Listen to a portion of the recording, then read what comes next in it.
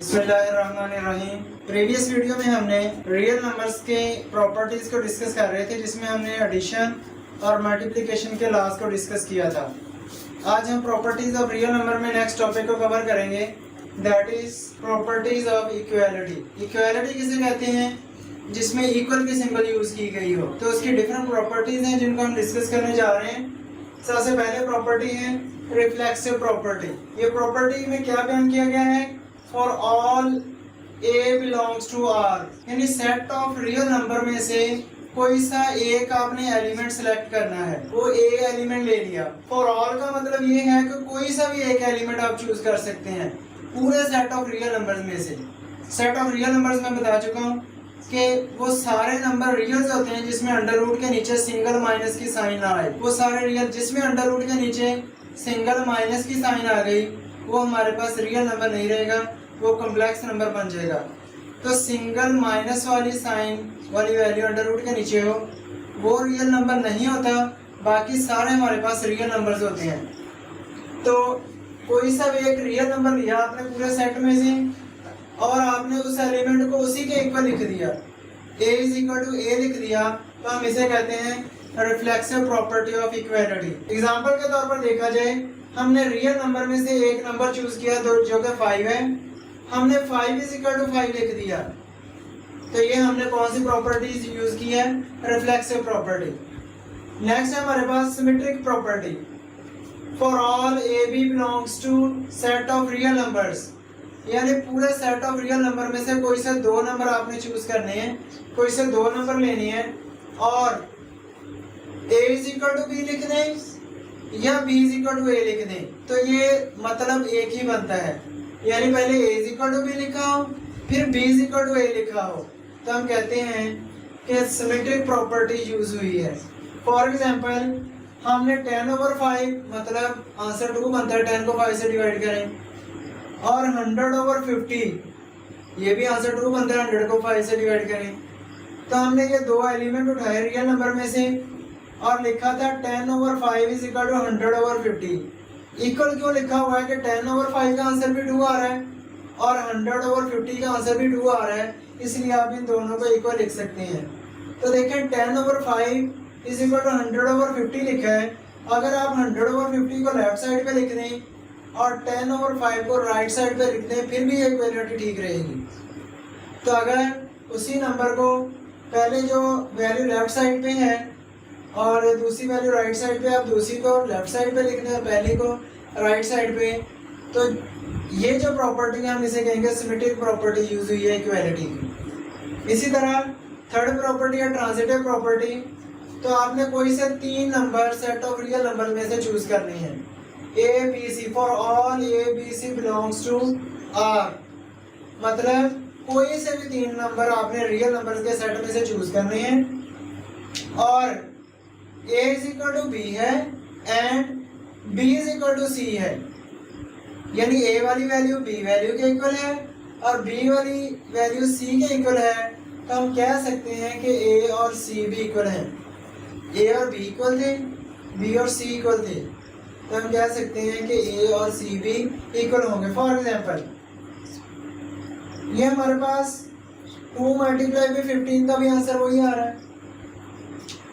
2 multiply by 15 भी 30 होता है, और 3 मल्टीप्लाई बाई 10 भी 30 होता है, और 6 मल्टीप्लाई बाई 5 भी 30 होता है। तो हम कहते हैं 2 मल्टीप्लाई बाई 15 3 मल्टीप्लाई बाई 10 के इक्वल है, और 3 मल्टीप्लाई बाई 10 6 मल्टीप्लाई बाई 5 के इक्वल है।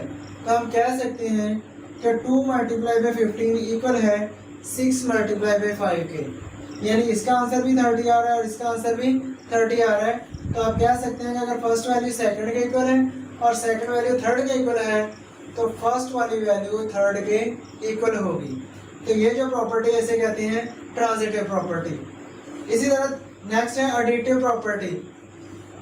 For all a b c belongs to R, set of real number R में से आपने कोई से 3 एलिमेंट चूज करने हैं, ए बी सी, और a is equal to b था, a और b दोनों वैल्यू सेम है, इक्वल है।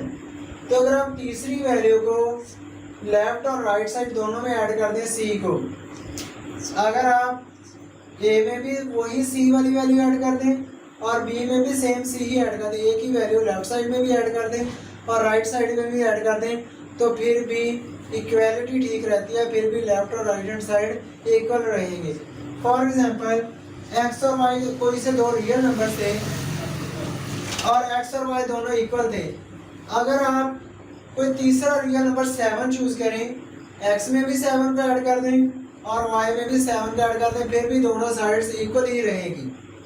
अगर एक ही वैल्यू लेफ्ट साइड में भी ऐड हो रही है और वही वैल्यू राइट साइड में भी ऐड हो रही है, तो इसे कहते हैं एडिटिव प्रॉपर्टी, यानी एक ही वैल्यू आपने ऐड अप कर दी है। नेक्स्ट हमारे पास मल्टीप्लिकेटिव प्रॉपर्टी।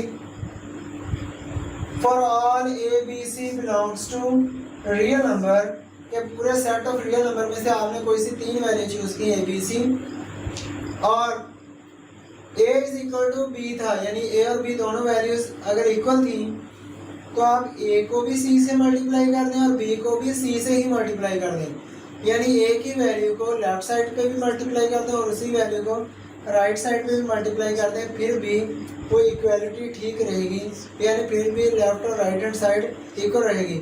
अगर ए की वैल्यू आप दोनों तरफ मल्टीप्लाई कर रहे हैं, लेफ्ट साइड पे भी और राइट साइड पे भी, तो हम कहते हैं कि मल्टीप्लिकेटिव प्रॉपर्टी यूज हुई है। नेक्स्ट है हमारे पास cancellation property with respect to addition. ये हमारे पास एडिटिव प्रॉपर्टी का उलट है, यानी इधर आपके पास एक्स और वाई इक्वल थे, आपने दोनों तरफ एक ही वैल्यू ऐड की थी, और इसमें क्या है कि आपके पास ए में भी सी प्लस हो रहा था और बी में भी सी ही प्लस हो रहा था, तो आपने दोनों तरह से सी को एलिमिनेट कर दिया है, दोनों तरह से सी को ख़त्म कर दिया है। तो क्या फिर आ गया, अगर इधर से भी सी रिमूव कर दें इधर से भी, तो हमारे पास रहता है ए इज इक्वल टू बी। तो दोनों तरफ एक ही वैल्यू अगर ऐड हो रही हो, आप उसको रिमूव कर दें, एलिमिनेट कर दें, तो हम कहते हैं cancellation property with respect to addition use हुई है। फॉर एग्जांपल एक्स और वाई कोई से दो रियल नंबर्स थे, उसमें आप तीसरा रियल नंबर 8 जो है वो दोनों तरफ ऐड अप किया हुआ है, लेफ्ट साइड पे भी 8 ऐड हो रहा है और राइट साइड पे भी 8 जो है वो ऐड हो रहा है। तो आप लेफ्ट साइड से भी 8 को रिमूव कर दें, राइट साइड से भी 8 को ही रिमूव करें, यानी सेम वैल्यू दोनों तरह से ऐड अप हो रही हो और आप उसको एलिमिनेट कर दें, ख़त्म कर दें, तो हम कहते हैं cancellation property with respect to addition use हुई है। नेक्स्ट हमारे पास cancellation property with respect to multiplication. तो ये भी मल्टीप्लिकेटिव प्रॉपर्टी का इन्वर्स है, मतलब आप कोई से भी 3 रियल नंबर्स चूज करें सेट ऑफ रियल नंबर में से, ए बी सी कोई से 3 रियल नंबर्स लिए, तो ऑलरेडी ए से भी सी मल्टीप्लाई हो रहा है और बी से भी सी मल्टीप्लाई हो रहा है, दोनों साइड्स इक्वल हैं, तो आप दोनों तरह से सी को रिमूव कर दें, एलिमिनेट कर दें। तो अगर दोनों तरह से सी को रिमूव कर देंगे तो ए इज इक्वल टू बी रह जाएगा।